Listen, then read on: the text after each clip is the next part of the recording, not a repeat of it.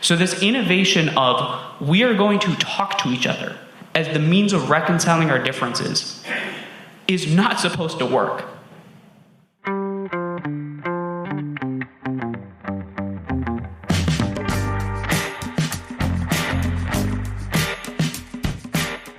A few months ago, as the November 2024 elections approached, my coworkers and I at Oregon Humanities were aware that there would be lots of strong feelings and strong thoughts right after the elections. And we also knew that we couldn't predict how the elections would turn out. Knowing how much we wouldn't know, we were still confident, maybe even more confident, that it made sense to host a public, democracy-related conversation immediately after the election. And we thought that instead of duplicating the many rapid-fire analyses of election results, we might instead think about democracy over the long term, and about how people, especially young people, long-term participants in our democracy, could connect across political differences. With these hopes in mind, we invited Manu Meel to join us for a Consider This conversation at the Alberta Rose Theatre in Portland, just a few days after the November elections. Manu is himself a young person, however you define that, whose organization, BridgeUSA, works on getting young people to think and talk across political differences. During the first half of this episode of The Detour, Manu talks about what inspires and shapes this work. During the latter half of the episode, Manu responds to questions from high school and college students in Oregon, some of whom are part of BridgeUSA chapters at their schools. As you'll hear, Manu and BridgeUSA are making a bet on democracy, and that bet relies heavily on Manu's sense that most people, most of the time, whether or not they see themselves as political, do want to talk with and listen to each other, which is also a way to take care of each other and to build a civic community together. Here's Manu talking about groups he belonged to when he was in high school, groups he felt like he was a part of, as we start exploring the large and democratically necessary endeavor to bridge differences between us and them, whoever we are. Hello, hello.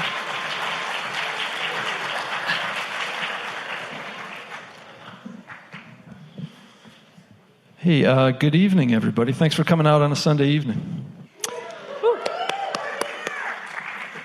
Before we do anything else, could we say a big Portland welcome to Manu Meel?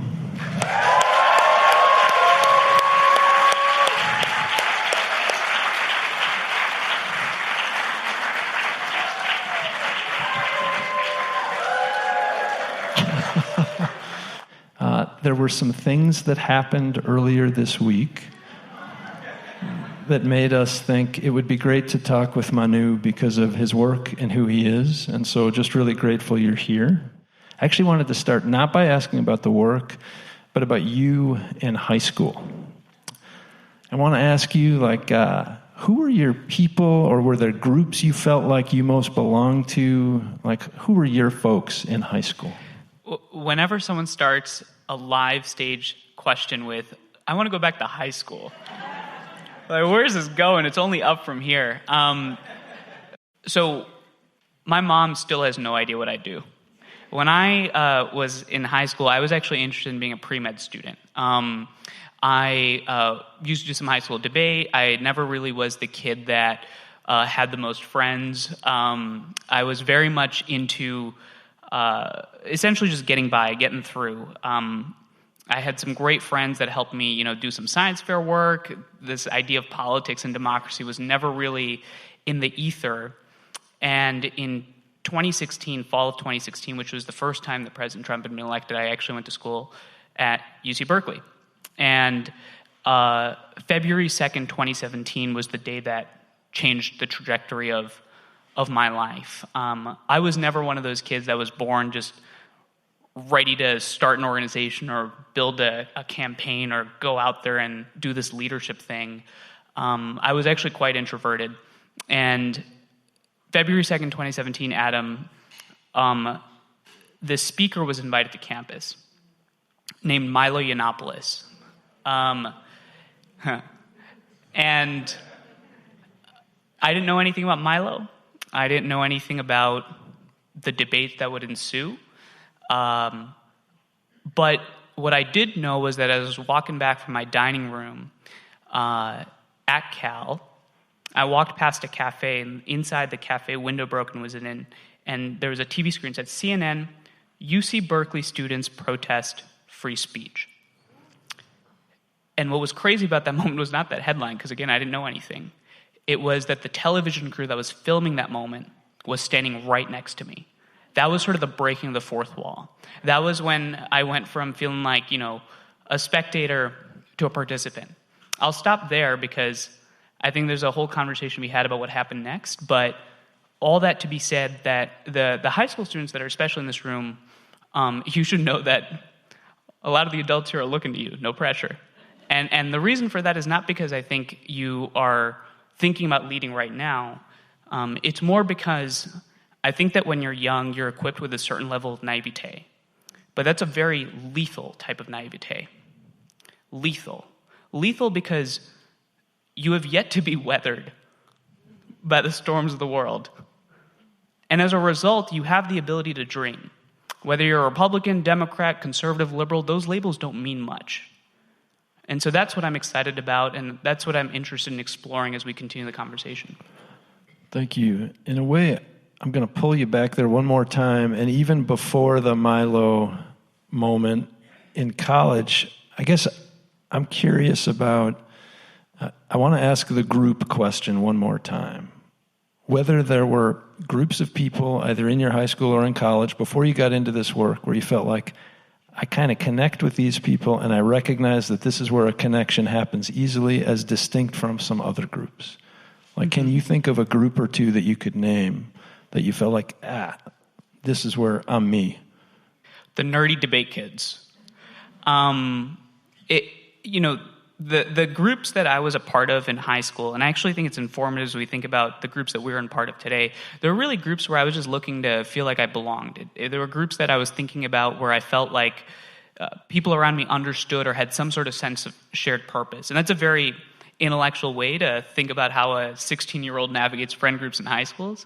But really, I think that was the core of it. I was surrounded myself with debate kids, with students that were interested in the science fair, with students that necessarily didn't sit at the large lunch table and watched Mean Girls and was like, man, I wish I was that guy in that movie.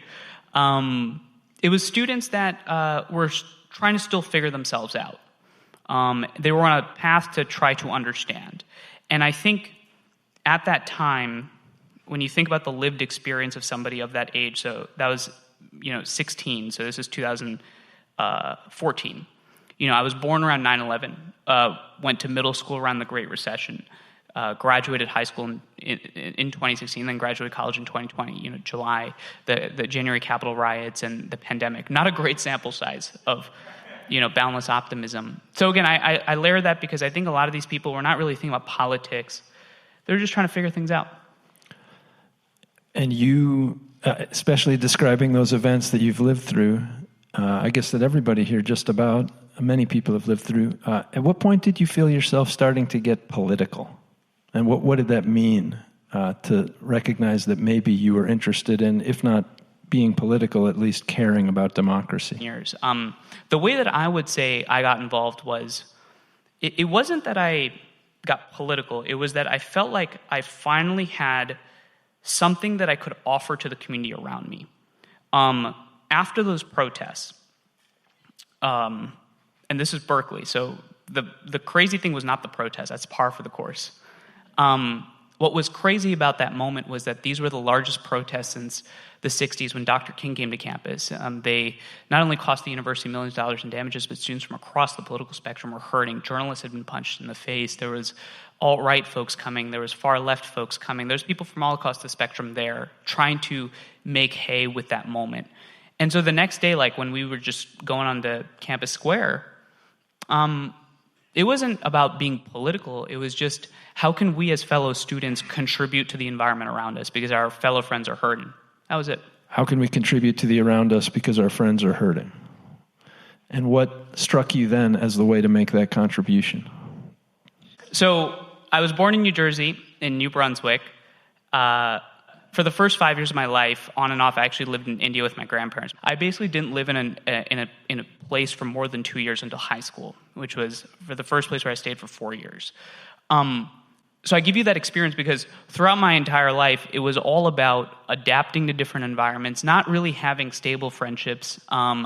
It was much more of an environment where you're trying to understand not who you are, but you're trying to just create space for others. That's all you're doing. Because by creating space for others, you feel like you can adapt to the environment. Now, fast forward, I'm in college. I'm someone that's always trying to figure out how to adapt. I care less about, I would say, what I know. I care much more about, and this is a flaw in some cases now that I'm getting older doing this work, I care much more about helping other people sort of figure their stuff out as a way to create friendship. It's actually a selfish end, I would say. And I was someone that grew up in a different society.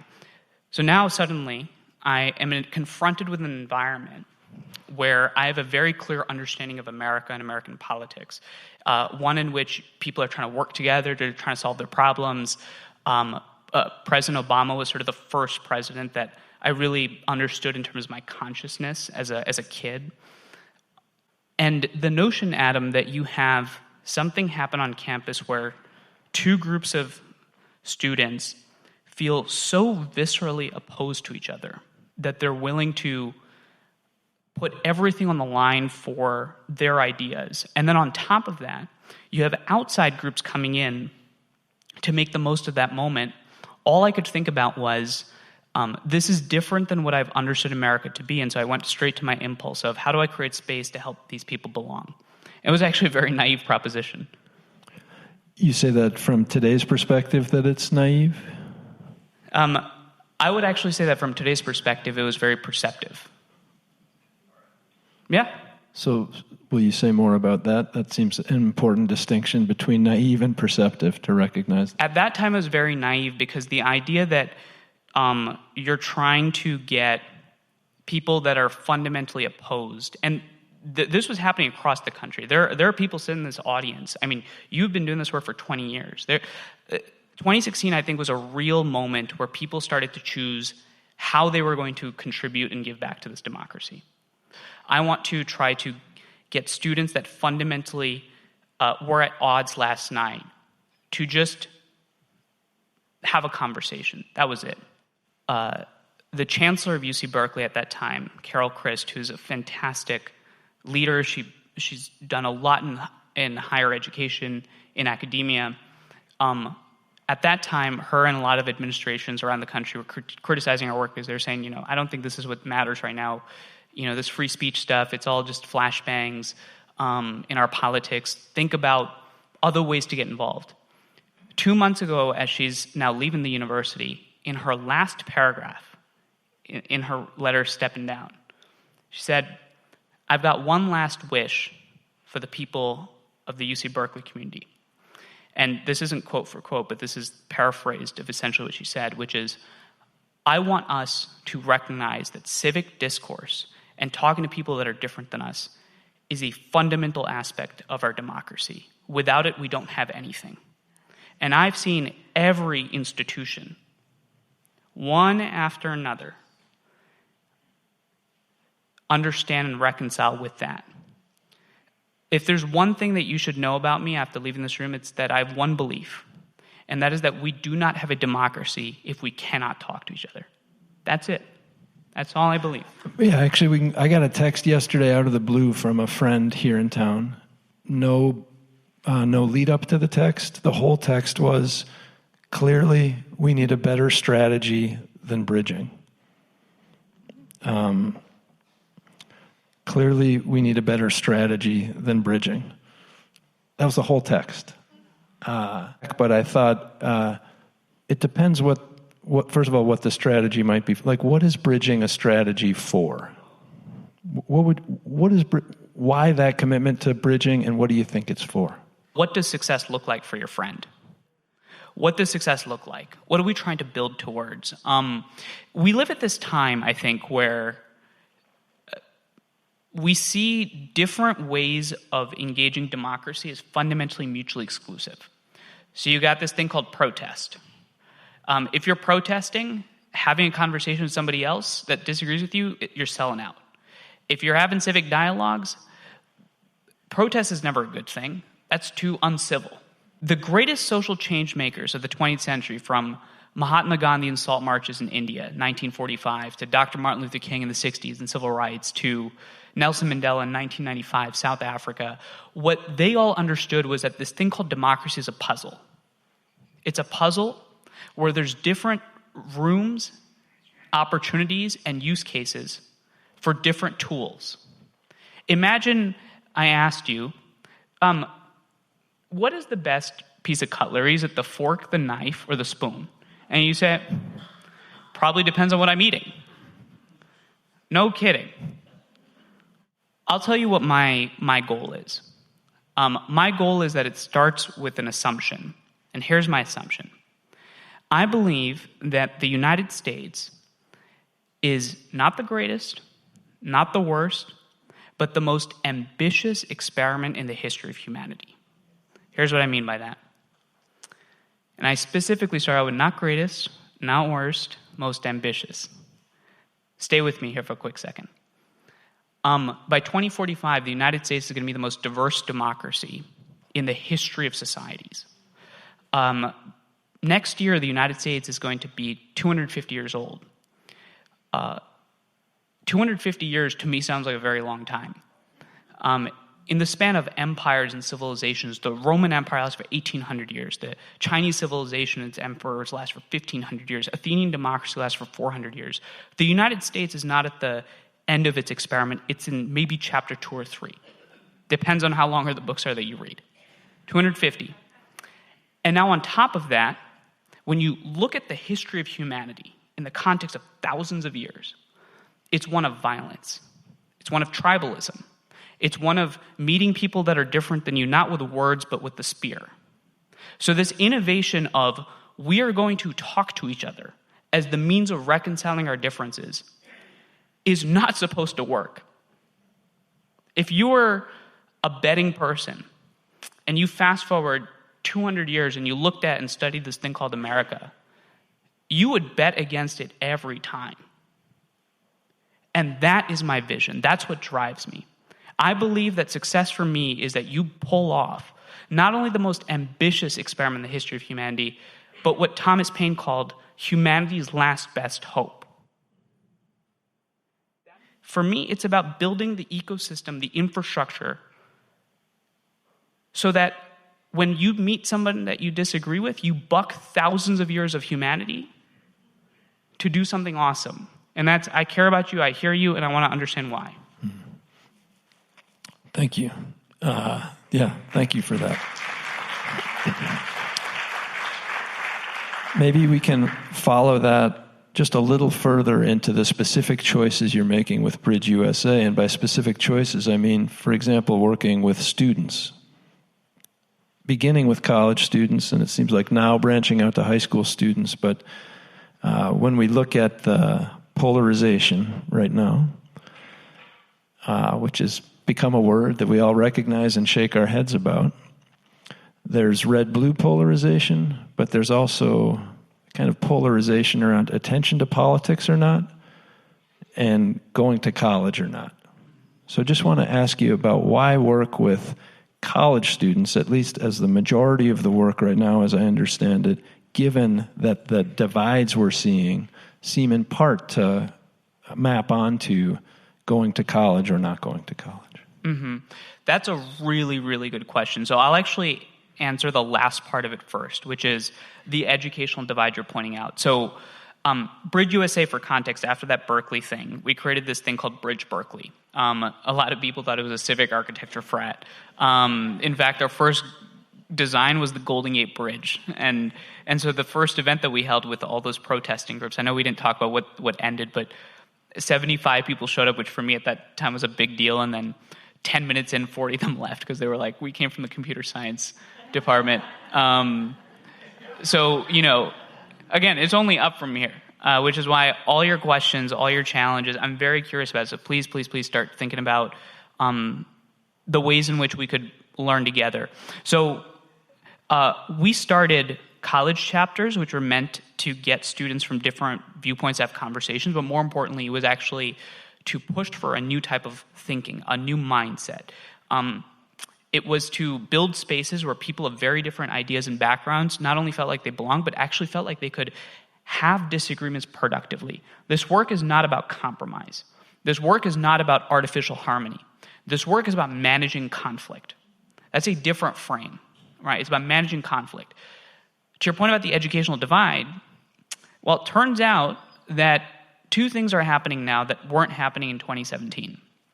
One is that high school students and middle school students are exposed to the fire hose of information at a faster rate than has ever happened before. And so as a result, they're showing up to college already primed. But point number two is that only 48% of Gen Z actually goes to college. And of that 48%, only 69% will actually graduate with a real degree that's completed for 4 years.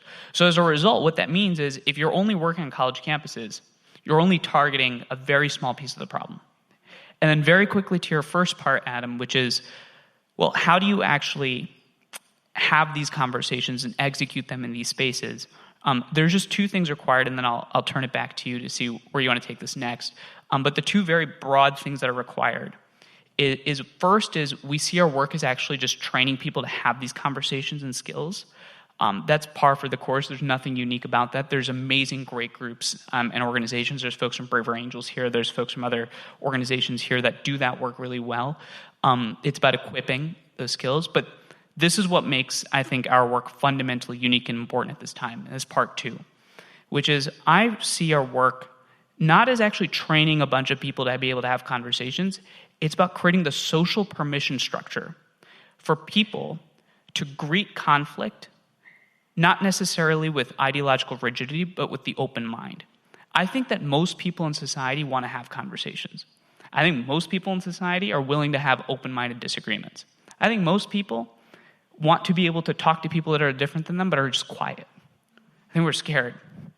And so our job at Bridge, the second part of it, is how do you build a really awesome, kick-ass, exciting community of people that are fundamentally different and actually get them excited and motivated to put social pressure on the leaders in their community to say, when the next protest happens, we're actually going to have a conversation the next day. Because that conversation is going to help us understand how we actually reconcile and move forward. So one thing that worries me up here is that I agree with so much of what you're saying. Like that how bridgey of you. It makes me very uneasy. And so what I'm trying to do while you're talking is think about the people that are watching Sunday Night Football, or people who might be comfortable disagreeing about like what happened on Love Island, but have no interest in talking about the civic world, the political world, or what we might think of as the public world.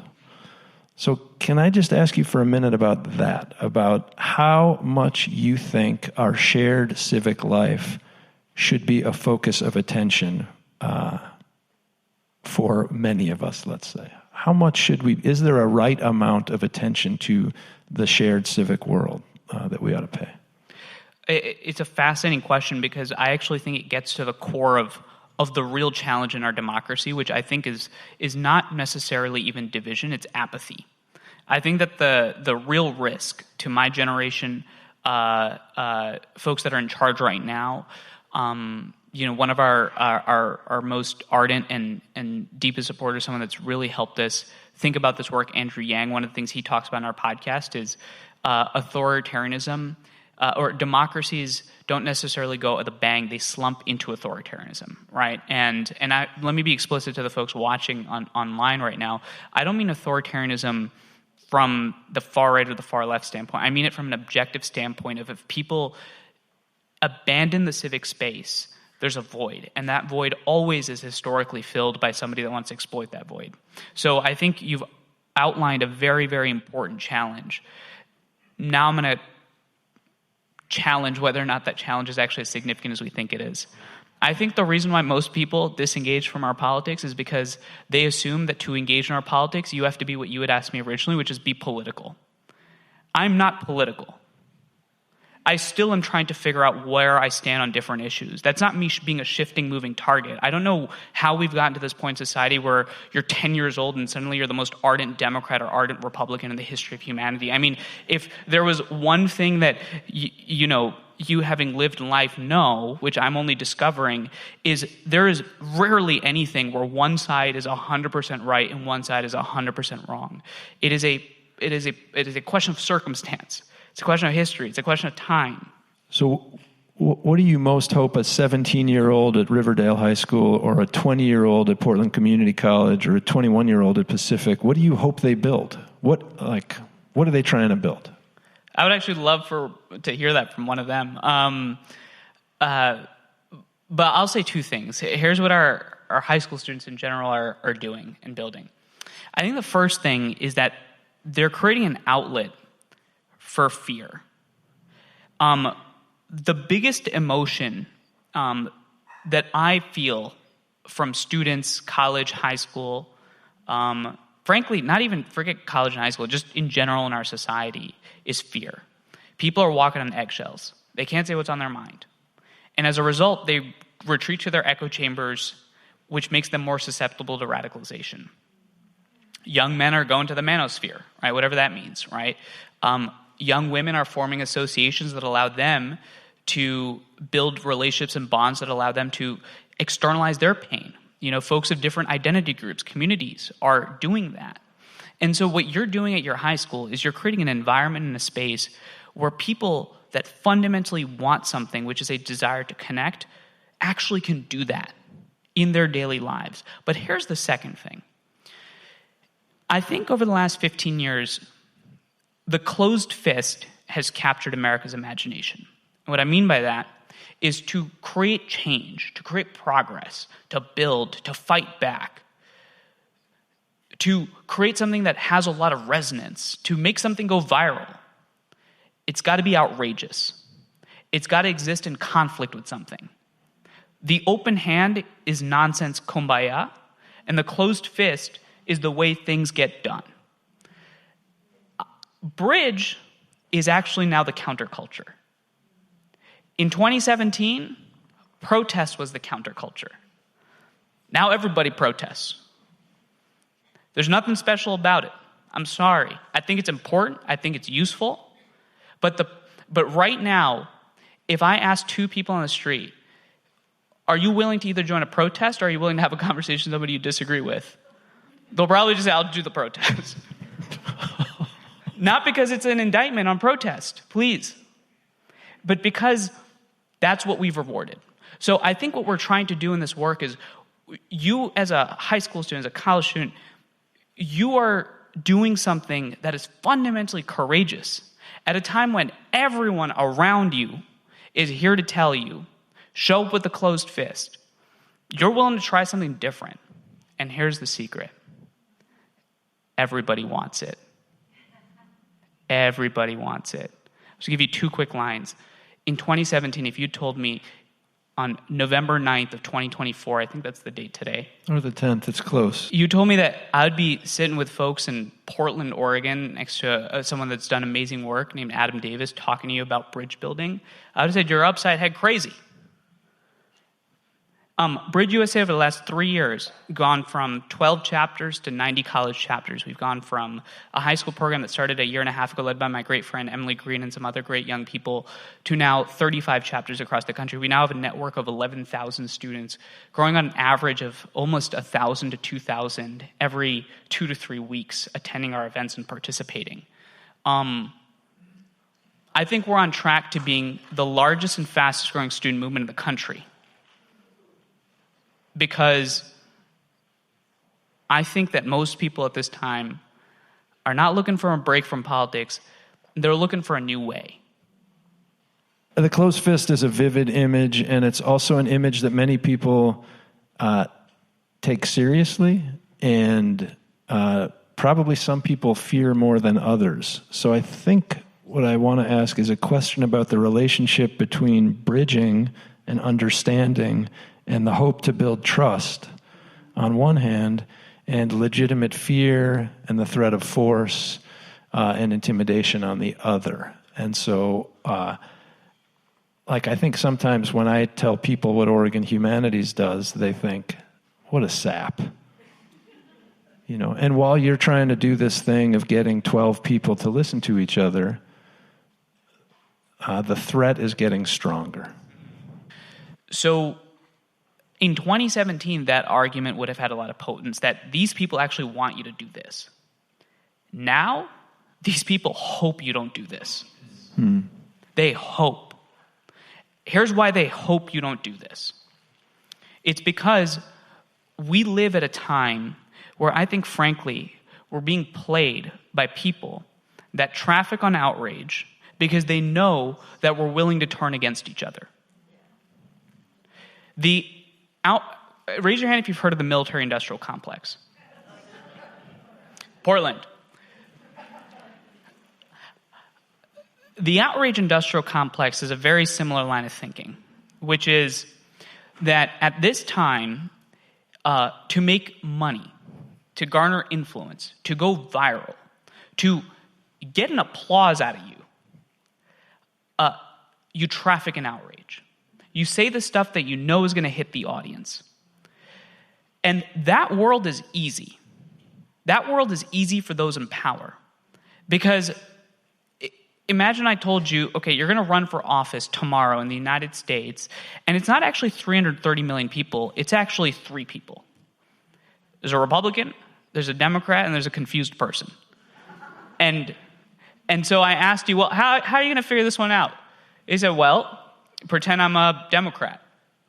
I'm going to make this Republican person seem so freaking scary that either this confused person doesn't show up or they vote for me. That's it, right? That's a logical response.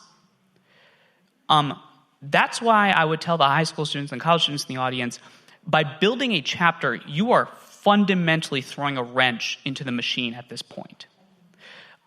They do not want you to know that there's a lot more in common in terms of not what we believe in, but our values, than they would have you think. And I'm using the word they very explicitly. Because saying the word they in my line of work is like trespassing, because there is no such thing as they. But I believe, and I've become maybe a little bit more skeptical on this point, but one of my mentors once said, who's now passed away, that Manu, oftentimes to bridge an existing divide, you have to create a new divide. And I do not buy into the idealistic notion that humans can one day just achieve a world without outrage. That's a part of the human condition. Our job is not to erase the human condition, it's to understand it. So given that framework, I think at this time, the majority of people, the real divide in this country, is between the people that are open-minded and closed-minded. I think the real divide is between people that want to listen to each other and people that want to shut people out. I think the real divide is between people that are engaged in a collective search for truth and the people that are there for their own pockets. That's the real divide.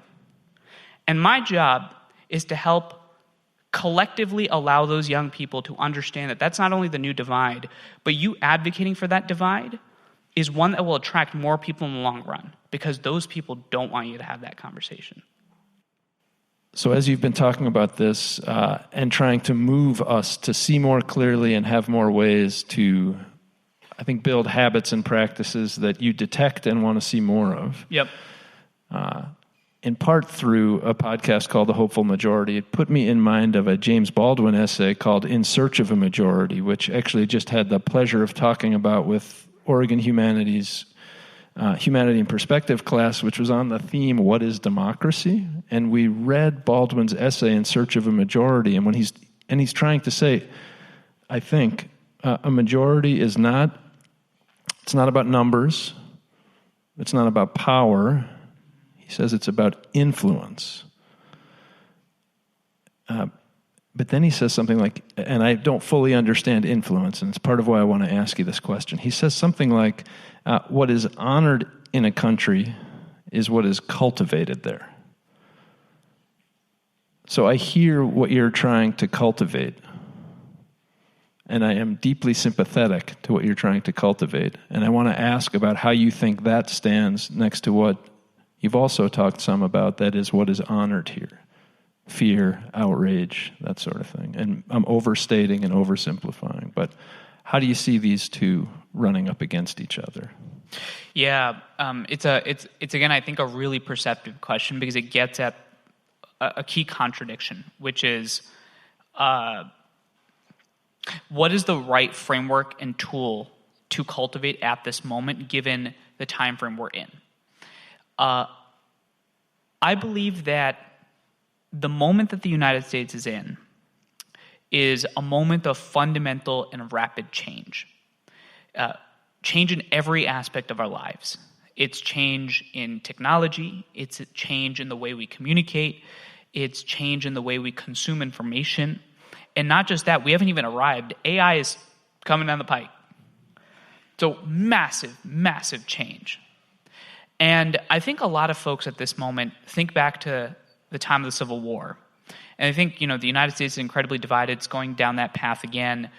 And there was particular reasons why the United States ended in that conflict. It was because of our original sin.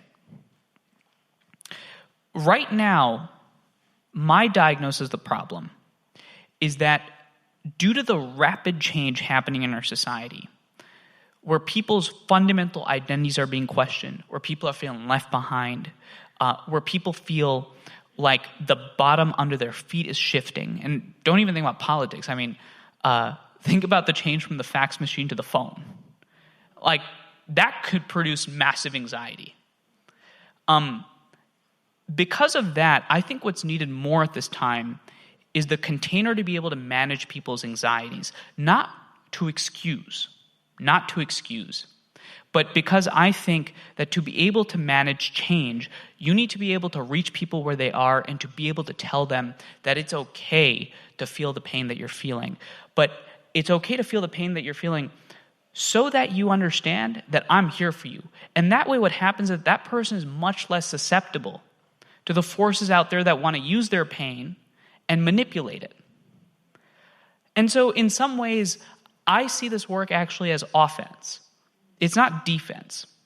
I was very explicit in saying that the social change leaders of the 20th century understood democracy as a puzzle. And I think at this moment, the way that we have to understand the environment that we live in, the pain that people feel, the challenges that they face, we have to realize that by being able to build an architecture where people can be able to actually see each other, share each other's vulnerabilities, and say, like, here's why I'm hurting. Can you please hear me? From the most marginalized identity groups to a farming town in Texas. It's not for a political cliche. I mean this. The human capacity to feel pain is absolute. Just because somebody looks a certain way and feels a certain way doesn't mean that they don't feel pain. And in fact, telling them, not only do you not feel pain, but you shouldn't feel pain, robs people of the capacity to search for that beloved community. And explicitly through that answer, if you saw, I was very explicit in calling in Martin Luther King at the end. I used some language that folks that you might think on the right are using to excuse people's behaviors and transgressions, and concluded with the fact that we just should not be being played at this moment. All that to say that I think there's a bigger battle to be fought here, and that's a battle of giving people a sense of belonging at a time of rapid, fundamental change.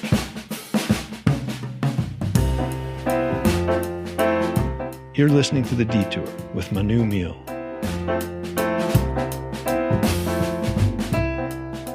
We haven't even stumbled across the word trust yet tonight. And I hear it beneath both the hope for it and the absence of it. And I want to ask you, how much is trust in your head, and what do you understand it to be as you do this work? I've actually been experimenting with this term, so I still don't know if it's the right phrase. So I'm curious what folks might think. So the other way to think about that question is oftentimes people will ask us, how do you have a conversation with somebody that disagrees with you when they operate on a different set of facts? Right? How do you have that conversation? Because how can you have trust without facts? I've been thinking about this since the election, and I've been thinking about how many personal arguments have I won with my sister through facts? I'm like, I think it's actually only made her more angry at me. Vice versa. I think she would probably say the same thing. She's like, this guy is impervious to facts. Look at how much airtime he takes up speaking.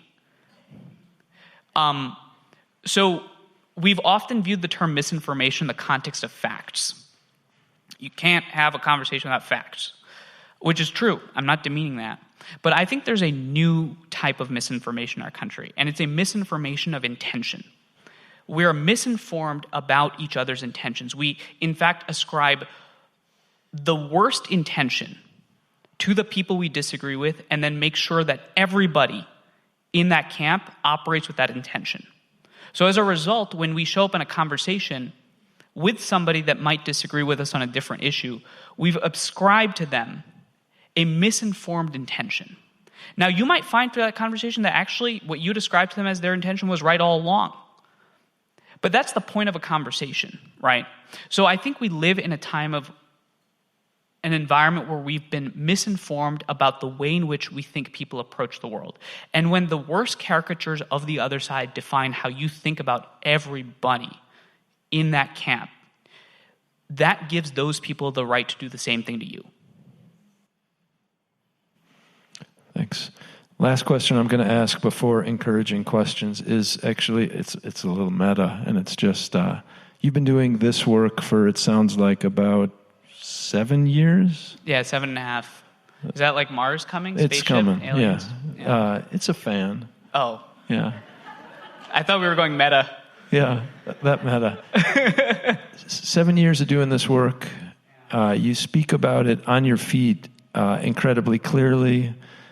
Are you carrying a question around that keeps coming up for you about your work or your relationship to it? Yeah, actually pretty frequently. And that is whether or not I'm personally built for it.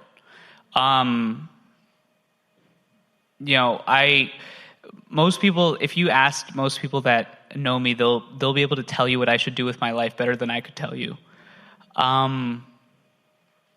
Yeah, I just don't know if I'm built for it. I'm ready to retire to the Amazon, man. I hope maybe I am wrong about the way we think about things. But the reason why I keep doing this work is because of two things, I would say. I would say the first is that I've made my best friends doing this work. My co-founder and best friend, Ross Irwin, him and I have lived together now for 6.5 years. Building this organization. I've met some amazing young people through this work, met some amazing leaders. It actually goes back to our football example again. I love this work because I became attached to it through my identity. And then the second reason I think I've stuck to it is because I've noticed the appetite and the hypotheses that we had in 2017 being proven more and more accurate by the year. And I think that most people are just ready for a civic culture that enables them to be able to listen and hear each other. And I think that I personally feel really called to that work. And so it's hard to walk away from it. It feels a little selfish to say, I don't know if I'm built for it. I oftentimes struggle with, issues as it relates to talking about it. But on the other hand, it feels selfish. So we have a microphone over here that is soon going to be lit up. And I would invite you to come up here with questions. While we're in the rotation from this to questions, could you just join me in saying a big thank you to Manu for the work on that? Thank you, guys.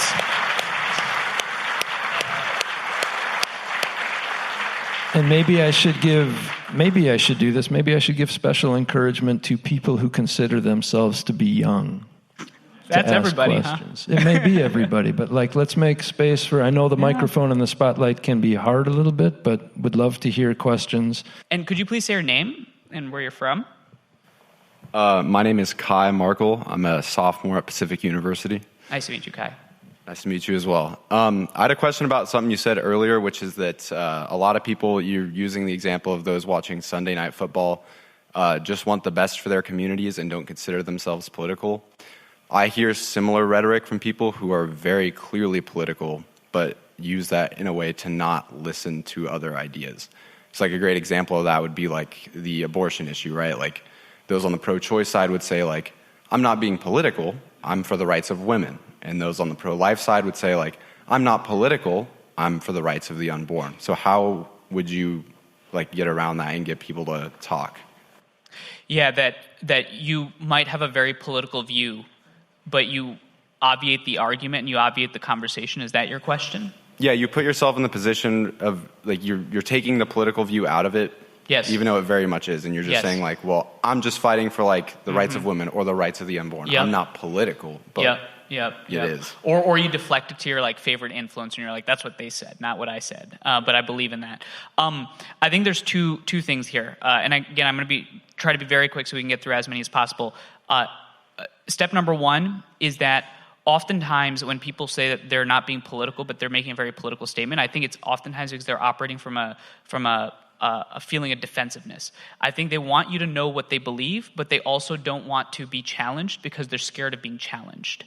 Almost all of us right now are scared of being challenged. And I think part two is that when we create these spaces for conversation, I mean, Thanksgiving's coming up. Get ready for that. When it comes to those types of conversations and you're creating the norm and someone says, I'm not being political, but here's what I believe, I would take a moment and just tell that person in that exact moment, for the purposes of this conversation, I will not judge you for this belief. I will not judge you for these 10 minutes. And you might ask, well, how dare you say that? I'm here to tell you that those 10 minutes are not going to change the trajectory of that issue. Now, you might say, but if we have multiple of those 10 minutes over time, it will. And I would argue that I think that, in fact, when you approach that judgment, that person only hardens. And so, again, it depends on the goal of success. And my goal is to help people understand each other. That's it. Hi, I'm Victoria Patnode, a senior at Pacific University. And earlier you talked about the rejection of civil discourse. I perceive the rejection of civil discourse to be rooted in moral disagreement. For example, Kai, my peer earlier, brought up like women losing autonomy of their reproductive health care. There is a self-claimed far-right political influencer, Nick Fuentes, who has recently gone viral and is gaining significant traction for his statement, "Your body, my choice." I believe political polarization stems from deep-seated beliefs, cultural values, and media influence that amplifies division. How can we create a space for dialogue that bridges these significant moral divides? Because I want to keep going, I'll just posit this as a rhetorical question, but afterwards we can talk about this. The question that immediately comes to my mind is, why do we think Nick Fuentes is gaining traction with that statement right now? And this is something that I've started to do with a lot of the work in the space, is I've started asking questions in reverse, because I think that it's important for us to actually interrogate some of our core assumptions. My argument and my hypothesis is that people like him are gaining traction, and there's folks like this, by the way, that you might not signal in a certain way, but also exist on the other side, that folks perceive as fundamentally antithetical to their identity. And the reason why I think that they prosper is because I think that we've let outrage completely hijack our brains. We don't reward nuanced content. Hi, I'm Alden. I'm from Bend, Oregon. And earlier or at the beginning of the presentation, I figured out we were similar in age. I graduated in 2017. You graduated in 2016. And we both grew up during the boom of social media. Yeah. This is high school? Yeah, sorry. And I'm curious to know if you ever witnessed that alt-right pipeline that I witnessed personally in Central Oregon. And it particularly targeted younger men. And do you believe that social movement has grown in size or rather shrunk in size? And is there a way to shed light on that for future generations? Or, my friend's little brother, he's currently in high school experiencing it. I'll actually answer this question in what you might feel like is a little bit of a challenging way. And frankly, it's a harder way for me to answer this question, because I think the easier answer is just interrogate the alt-right pipeline. But I frankly think that there's just a pipeline to extremism across the spectrum for young people right now. Young people, I think, generally are just seeking purpose and moral clarity. I think especially when the Surgeon General declared last year that loneliness is the epidemic in the United States, not obesity, not heart disease, loneliness. At as a result, my job is to build an institution along with some great people that offers people another way to fulfill their moral purpose. And my argument is actually that the fuel of moral purpose is much more sustainable when that purpose's aim is not to push people down, but it's to create an environment where people feel like they can share each other's vulnerabilities, because I think that that is more powerful. So I think that there's not just a pipeline to alt-right. I think there's a pipeline to extremism, period. Hi, I'm Nice to meet Leah. you. Nice to meet you. I'm a senior at Lewis and Clark College. My first question is, you have mentioned political a lot, I'd say, this whole dialogue. And I was just curious if you could define that. I would define political right now as being so locked in a specific ideology that I put the fundamental North Star of that ideology above my desire for a collective search of truth.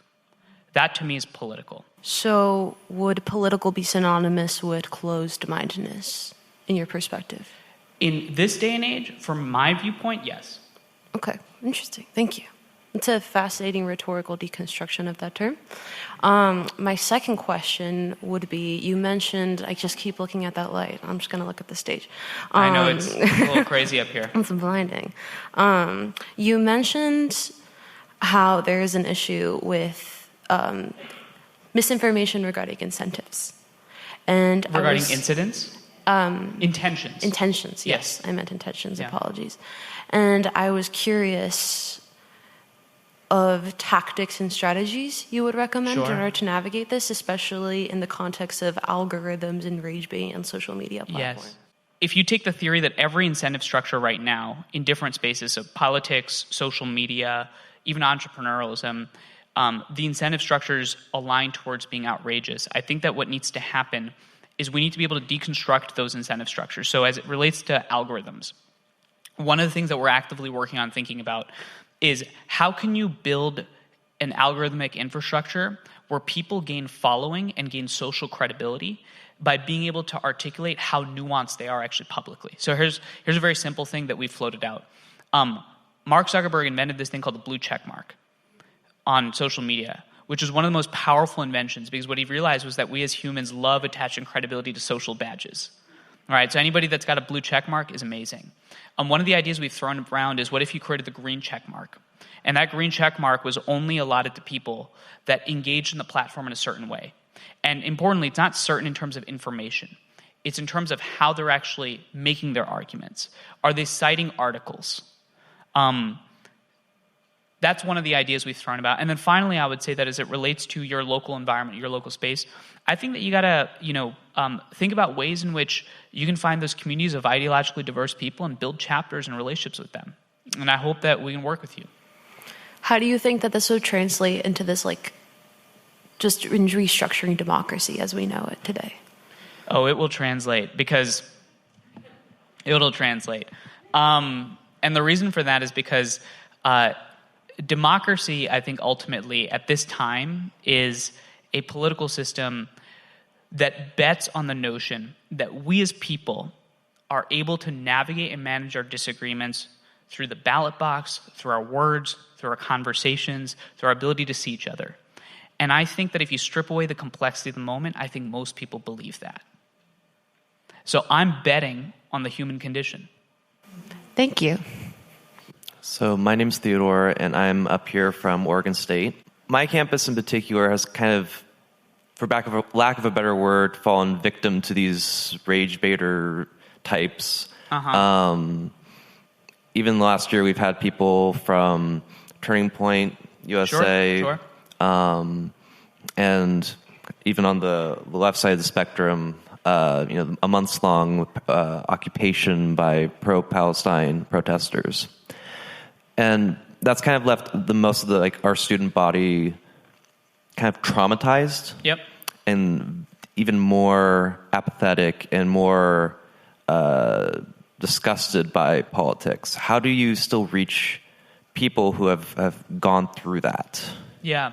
I think you reach them through fundamentally apolitical means. I think it means socials. I think it means watch parties. I think it means integrating bridging into football games. I think it means doing events like we've talked about at the BridgeUSA Summit, things like political speed dating.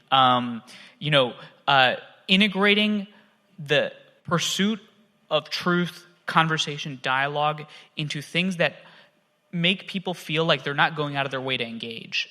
Dorm room engagement parties, as it relates to, let's have a conversation in our dorm room. A lot of our chapters, and I don't know if yours was one of them, did a whole host of, believe it or not, ideologically diverse election night watch parties.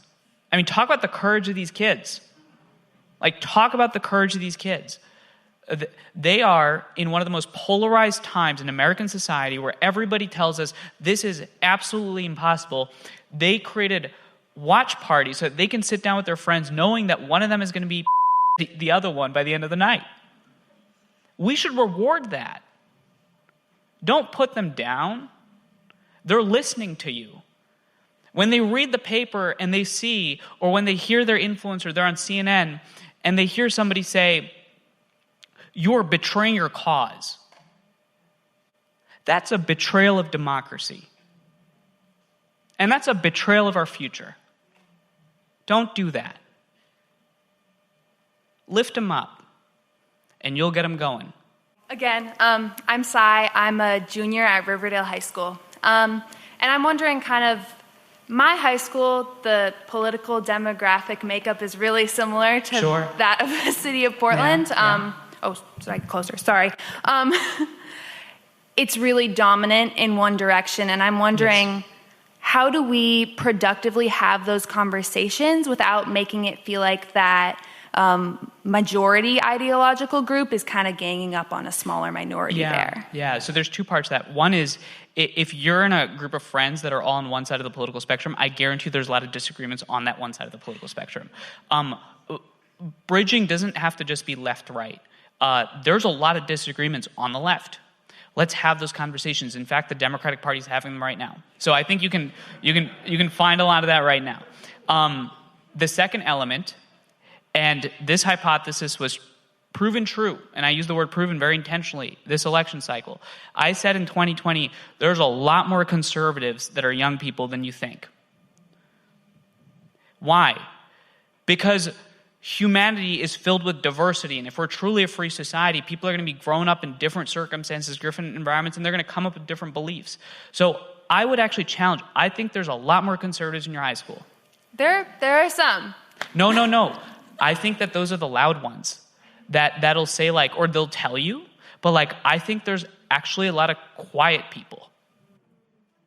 Can I follow up really fast? I'm sorry, I know we're short on time. Is there a way to create an environment in which those quiet people kind of feel more comfortable to speak out for what they're feeling, and feel like they have more support from the other side of the political spectrum? You can do that because of the very fact that you asked that question. Because it means that you actually care, right? All people are looking for at this moment is not some charlatan that's going to bait them into a conversation where they get attacked. They're just looking for a space where they can share their ideas. And then here's the thing. You haven't asked this question, but here's what somebody that's criticizing this argument would say. It's that, you're creating space for them to say what's on their mind that legitimizes their argument. Well, let's look at the last 10 years. How has that argument worked out? Because they feel very legitimate right now. Manu Meel is the CEO of BridgeUSA and host of the Hopeful Majority podcast. He lives in San Francisco. You can find links to Manu's work in our show notes at OregonHumanities.org. The Detour is produced by the irrepressible Kieran Bond. Kyle Gilmer is our editor. Ben Waterhouse, Karina Brisky, and Alexandra Sylvester are assistant producers. This is Adam Davis. See you next time.